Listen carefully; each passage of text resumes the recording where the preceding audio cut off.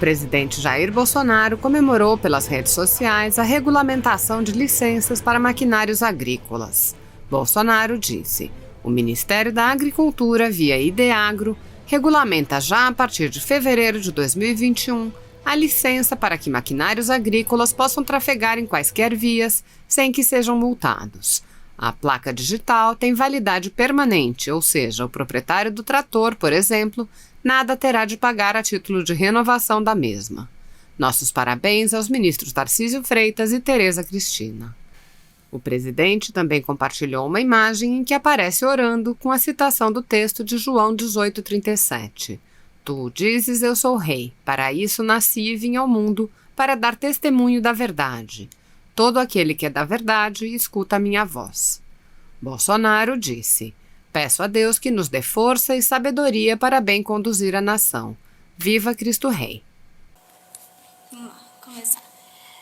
Boa tarde, pessoal. Hoje eu tô aqui com o Dr. Geraldino, que é um dos advogados dos 300 do Brasil, e nós vamos falar sobre o inquérito 4828, que é conhecido como o inquérito dos atos antidemocráticos.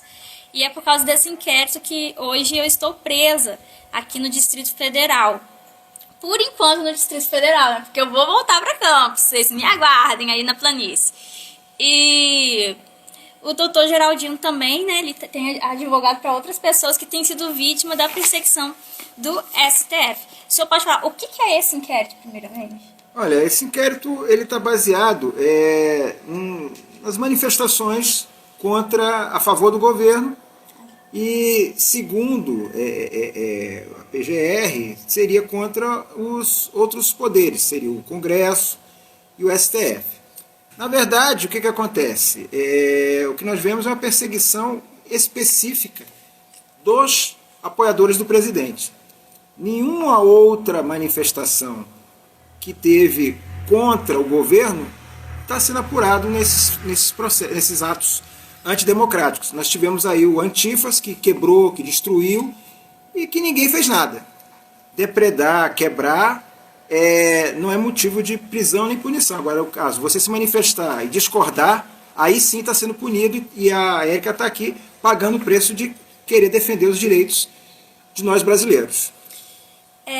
O que acontece? Eu fiz uma pesquisa, né, sobre esse inquérito, e a primeira coisa que eu encontrei de notícia mais antiga foi sobre a Procuradoria-Geral da República, que entrou com o pedido da instauração de inquérito no STF em virtude dos atos do dia 19. Só que dia 19 não existia ainda os 300 do Brasil, e muito menos eu nem estava aqui em Brasília. Bom, isso tudo que você está falando, essas dúvidas que você está, nós também já colocamos em vários documentos, em várias peças, que estão lá. O que acontece? Eu entrei com habeas corpus para a Sara, eu entrei com habeas corpus para a Folha Política, eu entrei com vários habeas corpus questionando, primeiro, a legitimidade do ministro Alexandre de Moraes. Por quê? No inquérito da fake news, houve uma portaria, a portaria 60, que determinou, que designou ele como o relator do inquérito da fake news. Esse inquérito 4828, que é o que apura esses atos antidemocráticos, não tem portaria nenhuma.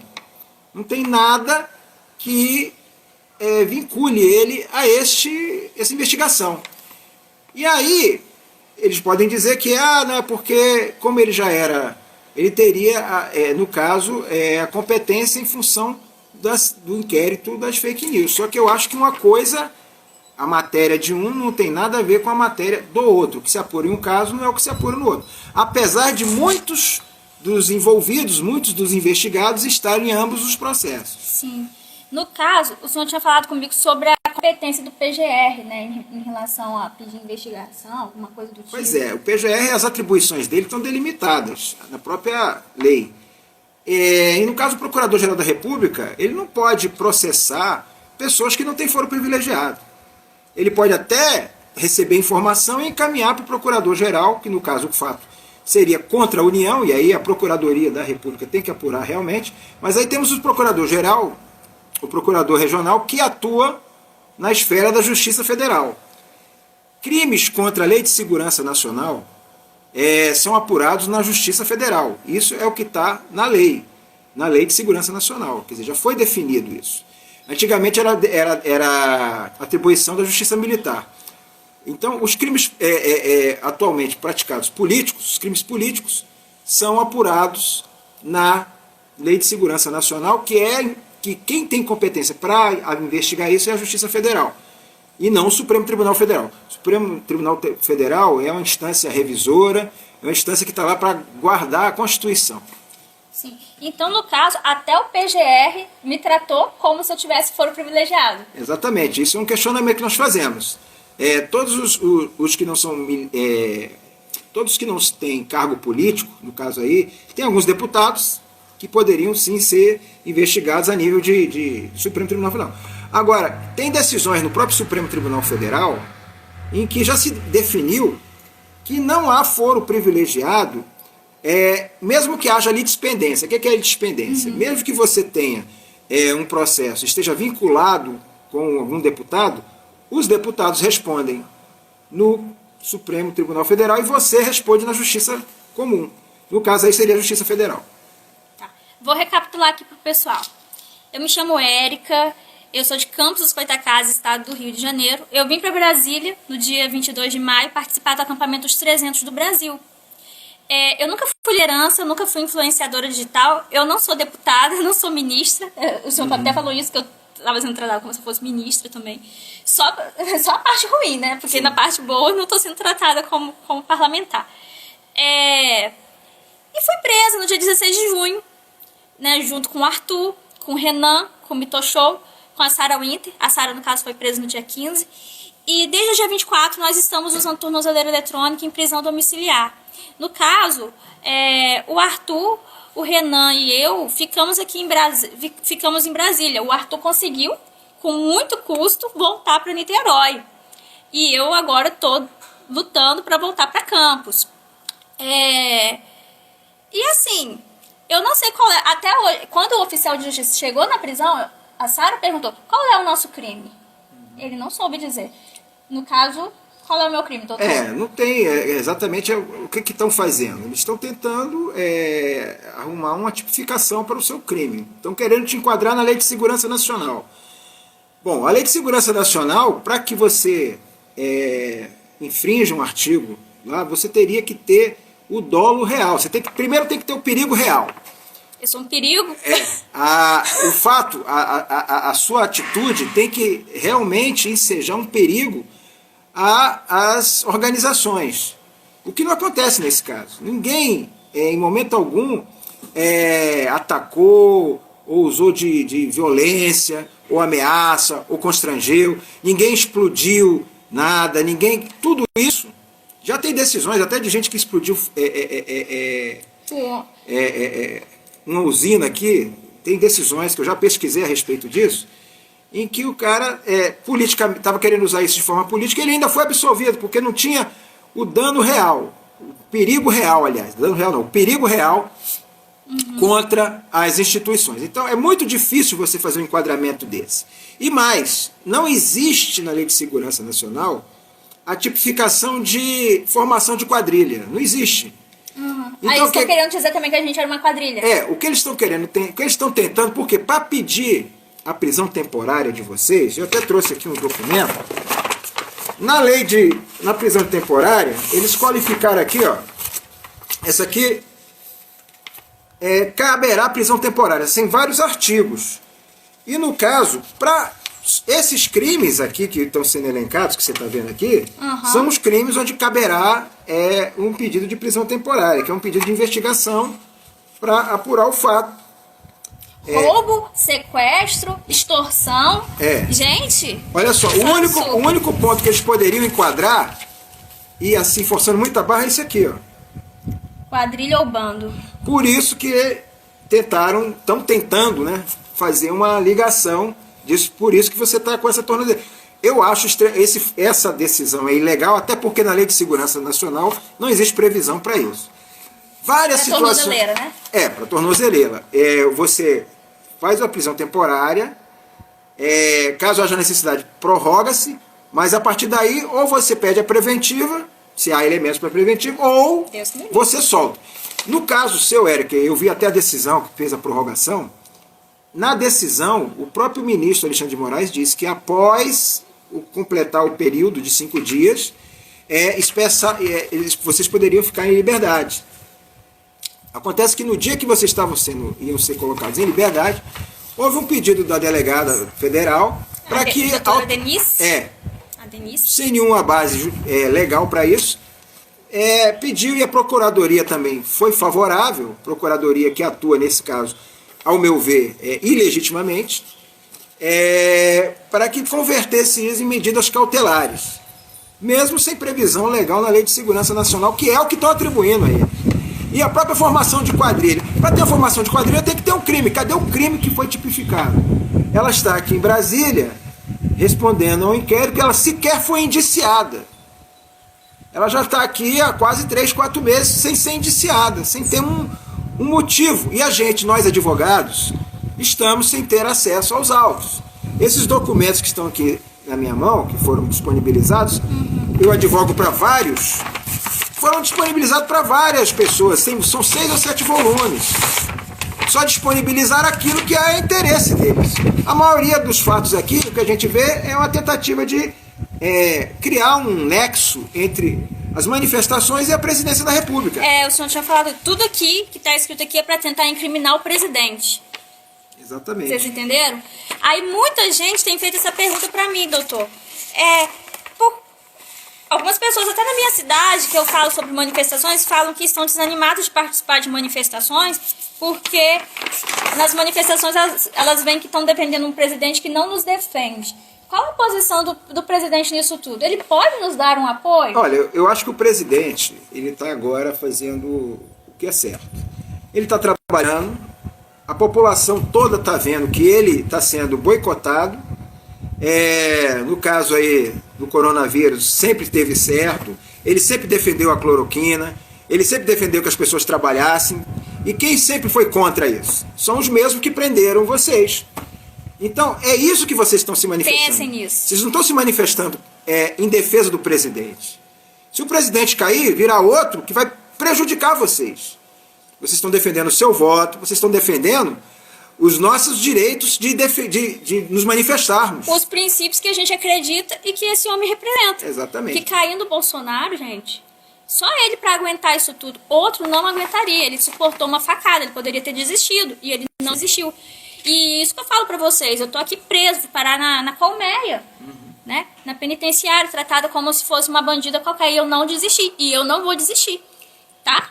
É uma luta, é um sistema que já está há muito tempo corrompido. Existe aí, foi até recentemente mencionado pelo ministro Marco Aurélio em uma entrevista, que existe um favorecimento das esquerdas. Todas as manifestações que são feitas por parlamentares de esquerda são sempre atendidas. Recentemente, o próprio ministro Alexandre de Moraes impediu que o presidente nomeasse o delegado, que seria o superintendente da Polícia Federal. Isso é uma atribuição do presidente da República. Houve uma interferência a pedido de um partido de esquerda. Então, o que está sendo feito é uma tentativa de inviabilizar o governo, que não está acontecendo. O governo está conseguindo se viabilizar. Graças a Deus, o governo federal, com esse projeto aí de ajuda, de auxílio emergencial, está fazendo a maior divisão de renda do mundo. Já foi feito. Aquilo tudo que a esquerda arrotava e dizia que fazia com o cesta básica, o presidente está ajudando brasileiros hoje a não morrerem de fome. Nosso maior combate não é nem contra o vírus, é contra a fome. Sim, e fome é essa que as pessoas foram condicionadas justamente por políticos esquerdistas que eram contra a cloroquina, que promoveram esse lockdown, essa quarentena que quebrou muita gente. E outra coisa, só o fato do presidente ir nas manifestações de domingo já estava sendo usado também para poder incriminá-lo. Sim. Eles querem a todo custo impeachment o presidente. Infelizmente, estão nos usando, né? Eu entendo até, por exemplo, esse processo, esse inquérito da fake news. E o nosso também. E o 4828, o inquérito da fake news já dura mais de um ano. Recentemente, o ministro Alexandre de Moraes assumiu um posto lá no Tribunal Superior Eleitoral. Existe, eu já vi denúncias de jornalistas como até mesmo do deputado Roberto Jefferson, que insinuam, que estão levantando a tese de que estão tentando caçar a chapa usando esse inquérito da fake news. Como até agora não encontraram nada, está meio difícil de caçar a chapa, porque seria o único modo de fazer com que o voto, que foi legitimamente, de tirar do poder o presidente da República. Porque por impeachment já viram que é impossível. Então estão tentando, através de uma manobra jurídica, utilizar de recursos. Recentemente também foi informado e saiu na imprensa, o próprio Alan dos Santos falou em uma entrevista, depois que ele saiu do Brasil, que ele falou isso, que estavam monitorando o presidente, que tinham 3 malas espiãs, uma na embaixada da Coreia, uma embaixada da China e outra no escritório do advogado Kakai. Então, isso tudo ninguém sabe se foi apurado, ninguém sabe o que aconteceu. Então, quer dizer, estão de todas as formas investigando o presidente, tentando achar alguma coisa que faça com que eles possam caçar a chapa. Eu vi no site do Ministério Público que nós fomos presos, né? Que foi pedido, quando foi pedida a nossa prisão, um dos motivos é que nós fomos identificados como líderes, uma coisa que não procede, e captadores de recursos. Exatamente, tem vários. A narrativa é essa. Essa narrativa, se eu não me engano, começou com a Rede Globo. A Rede Globo começou com essa história de atos antidemocráticos. Não existe atos antidemocráticos. Quando você se manifesta expressando a sua opinião. Vários juristas no país já são contrários. Inclusive, eu faço parte de um grupo chamado Movimento Advogados do Brasil, e nós fizemos uma ação chamada Maior Ação do Mundo, onde nós fizemos eu até assino essa ação junto com o Dr. Emerson, com outros colegas, pedindo à Corte Interamericana que intervenha, porque há muitos absurdos acontecendo aqui no país.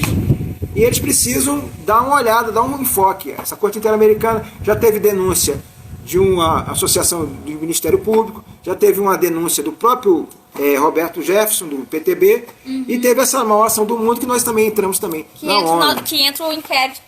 É o inquérito 4781 e o 448, os 2 inquéritos. Os fatos são pessoas que estão hoje, vários presos, estão sendo colocados em liberdade em função de pandemia, vários criminosos perigosos, e a Érica, por defender os seus interesses, por defender as suas convicções, está presa aqui em Brasília, infelizmente. Mas ela com certeza conseguirá passar por esse período e voltar para Campo de Goytacazes. Sim, eu vou voltar. Eu vou voltar mais forte que nunca. Sim. Que antes, na verdade. Aí, doutor, uma das coisas que aconteceu também lá no presídio, os dias que a gente ficou lá, nós ficamos impedidos de falar com os advogados não tinham acesso a gente, e eu tenho curso superior. Sim. Eu vou te falar uma coisa, todos esses absurdos, por que eu estou imprimindo? Eu imprimi isso aqui, primeiro para te mostrar onde eles quiseram te enquadrar. Agora, tem a Lei de Segurança Nacional. A Lei de Segurança Nacional é essa aqui, 7170, gente. Eu gosto de trazer a lei para as pessoas tomarem conhecimento. Aqui, ó. Espera um minutinho.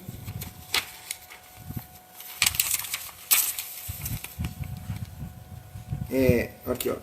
Durante as investigações, a autoridade que presidiu o inquérito poderá manter o indiciado preso ou sob custódia pelo prazo de 15 dias, comunicando imediatamente o fato ao juízo competente. Nesse caso aqui, juiz e autoridade são os mesmos. Em caso de justificar a necessidade, esse prazo poderá ser dilatado por mais 15 dias, por decisão do juiz a pedido do encarregado do inquérito, ouvido o Ministério Público. A incomunicabilidade do indiciado no período inicial das investigações será permitida pelo prazo improrrogável de no máximo 5 dias. Vocês ficaram quantos dias sem comunicar com o advogado lá? 8 dias. E aqui tem um terceiro. O preso ou custodiado deverá ser recolhido e mantido em lugar diverso do destinado aos presos por crimes comuns, com estrita observância do disposto. Então, ela não poderia estar presa na Colmeia nem a Sara. Aqui é um crime político, eles não são criminosos, não são bandidos. Nunca cometeram crime nenhum na vida, a única coisa que eles estão respondendo é porque defendem os direitos, as garantias, o direito de você falar, o seu direito, o seu voto. É por isso que eles estão aqui. Infelizmente, nós estamos vivendo uma certa ditadura, assim.